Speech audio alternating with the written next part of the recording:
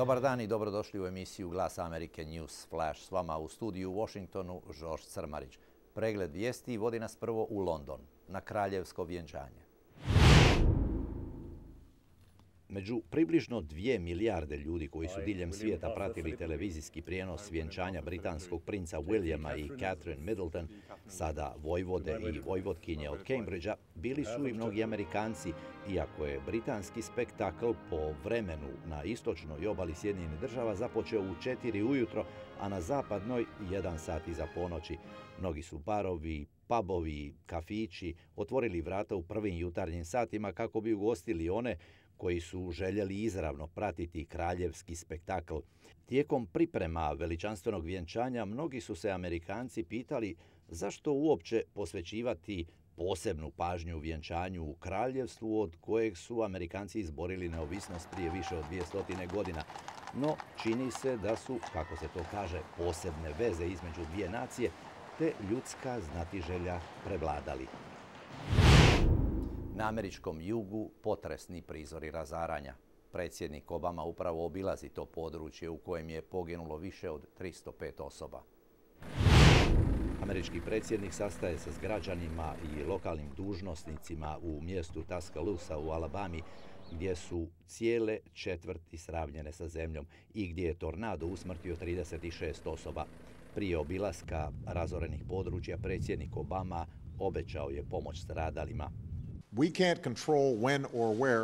Ne možemo kontrolirati kada će se i gdje razorna oluja dogoditi, ali možemo odlučiti kako ćemo na to reagirati i želim pružiti uvjeravanja svim Amerikancima koji su bili pogođeni razornim nevremenom da će savezna vlada učiniti sve što je u njenoj moći da pomogne u oporavku i obnovi, poručio Obama. U međuvremenu stanovnici Alabame i dalje pretražuju ruševine u potrazi za nestalima i onima koji su možda još uvijek živi. Nakon obilaska stradalih područja Alabame, američki predsjednik s obitelji odlazi na Floridu u Centar za svemirska istraživanja Kennedy, gdje će zajedno s oko 750.000 ljudi pratiti lansiranje raketoplana Endeavour. Biće to 25. i posljednji let Space Shuttle Endeavour. Na jubilarnom lansiranju bit će i supruga zapovjednika Endeavoura Marka Kellya, kongresnica Gabrielle Giffords.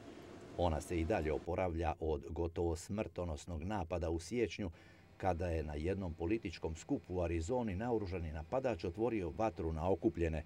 Kongresnica Giffords zadobila je teške ozljede mozga i već se mjesecima nalazi na rehabilitaciji u jednoj bolnici u Houstonu u Teksasu. Više od polovine Amerikanaca udiše zrak koji je najvjerojatnije štetan po zdravlje. Pogledajmo zašto. 53,3% američkog stanovništva, oko 165 milijuna ljudi, dakle, izloženo je zagađenju koje je opasno za disanje. Janice Noland iz Udruge za bolesti pluća govori o uzrocima. Automobili i električna energija, sve to doprinosi zagađenju. Riječ je o sagorijevanju ugljena, benzina ili dizela koji se koriste ne samo za privatnu vožnju, već i za opskrbu, na primjer hranom. Zrak je najgori u 25 najvećih gradskih regija. Većina gradova na crnoj listi je u Kaliforniji. Tamo se najviše vozi, imaju dosta luka. Kamioni i brodovi pridonose zagađenju zraka, no lokacija je takva da se smog tamo i zadržava, ne širi se dalje. Najčišći je zrak u Honolulu na Havajima i Santa Fe u New Meksiku. Loša kvaliteta zraka povećava troškove nacionalnog zdravstva.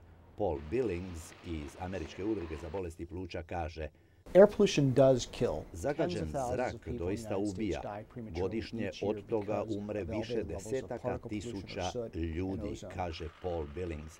Od 1970. vlada može kažnjavati zagađivače i određivati granice emisije ispušnih plinova, no zakon je teško primijeniti jer mu se često protive velike korporacije. I time smo došli do kraja emisije News Flash. Budite ponovno s Glasom Amerike u ponedjeljak, u isto vrijeme.